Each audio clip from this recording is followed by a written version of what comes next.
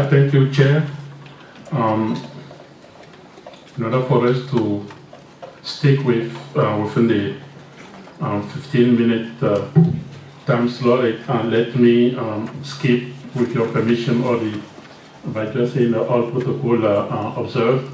I would like to thank ETUC for inviting ILO, and I really feel privileged to be part of this very distinguished panel. For us in ILO, and I'm sure you'll agree with me that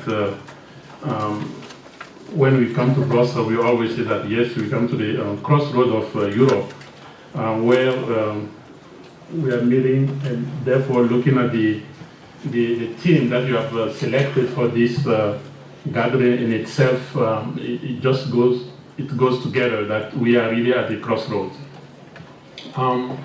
Maybe it's important for us to remind ourselves that in August, recently, the whole world, and especially Europe, marked the 100th anniversary of the start of World War I.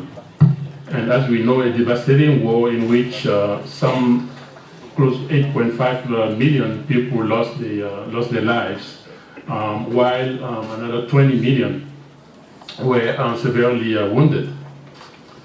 The First War and its aftermath also brought millions of women into the workforce, asking their legal right to vote, higher wages and benefits to workers, renewed the conscience of their rights and determination to assert them. And it's important to also remind ourselves that the Treaty of Versailles, which ended the World War I, established the International Labour Organization. Then came World War II, which unleashed renewed and merciless misery all over the world, including, obviously, Europe. But in a renewed effort to prevent such war, European project was set in motion, eventually leading to the EU we have today, through which former enemies agreed to work together for the peace and prosperity on the continent. And I would like to argue that sometimes we neglect our history at our own peril.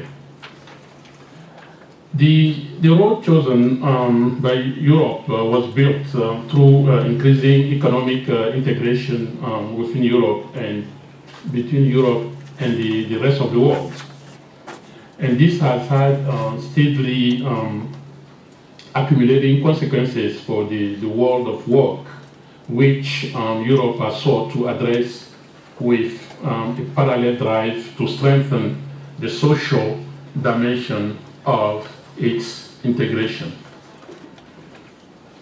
However, Europe's response to the global financial, economic, and employment crisis has left many European citizens wondering what happened to that vitally important social dimension of the project.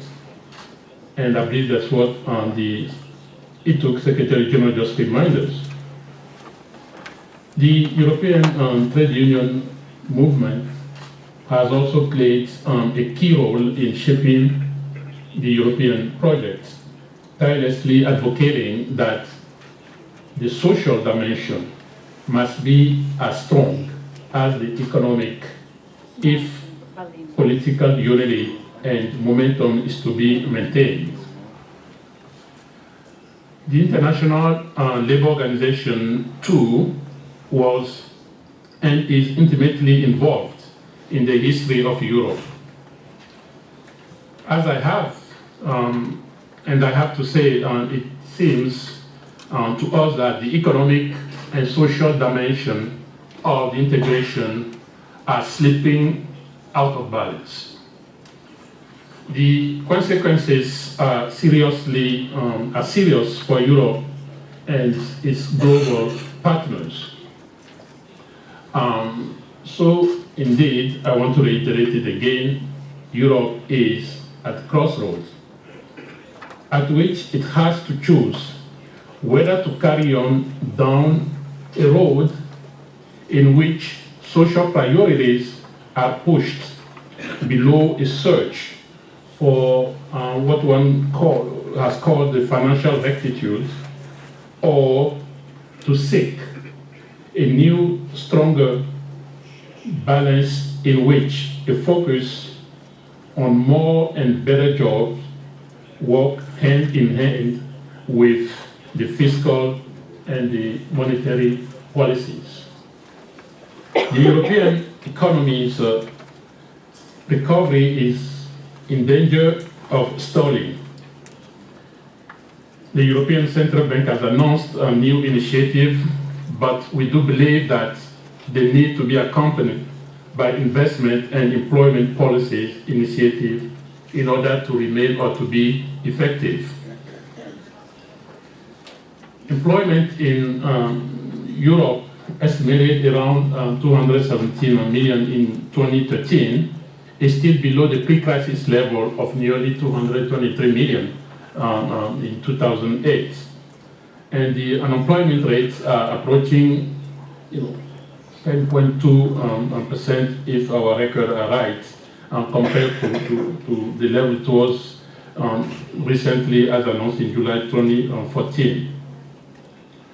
The labor market situation remains particularly difficult for young people under 25, with an unemployment rate of 21.7% in July 2014, equating to approximately 3.3 million young unemployed. This forms part of the 7.4 million young people not in education, employment, or training. Inequality is also on the rise, as we have seen in recent publications, notably the one published by OECD and IMF, I think, and others. Reductions in public spending have weakened social protection, as well as the quality and availability of public services.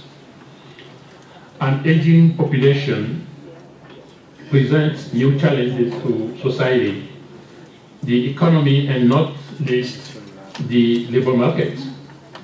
The welfare states of the future will need to adapt significantly to longer life expectancy, ensuring that hundreds of thousands new entrants to the labor market anticipated over the next 5 years, according to our projection, find decent and productive employment is a big part of meeting these challenges.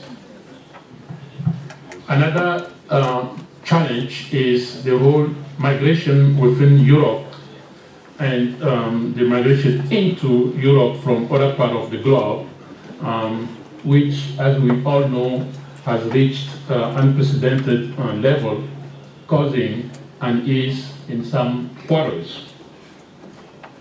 Social dialogue and collective bargaining are effective tools to mitigate the impact of the crisis and relaunch the economy. But today, they are at risk in several member states, as labor market reforms have entailed the curbing of collective bargaining powers, weakening, therefore, the job security in the process. So we need to pick the social and employment road. This is essential in ILO's views. What does a new job-centered recovery plan for Europe look like? I think this is definitely the key issue for all of us. ILO is very much encouraged that growth and jobs are the top priority of both the current Italian presidency of the EU and the recently elected president of the Commission, President Juncker, whose 10-point plan for Europe is quite an essential point, and I'm sure will be debated during this gathering. My next point I would like to make is the importance for us, the whole debate, growth for job and job for growth, which we believe has to be essential part of the strategy. Indeed, the 9th ILO European regional meeting held in Oslo, Norway, in last year in April 2013, it was clear the delegates adopted what we call the Oslo Declaration, Restoring Confidence in Job and Growth, in which they reaffirmed that the ILO is well-placed to assist constituents to address social and economic crises and to help design sound and equitable reform policies.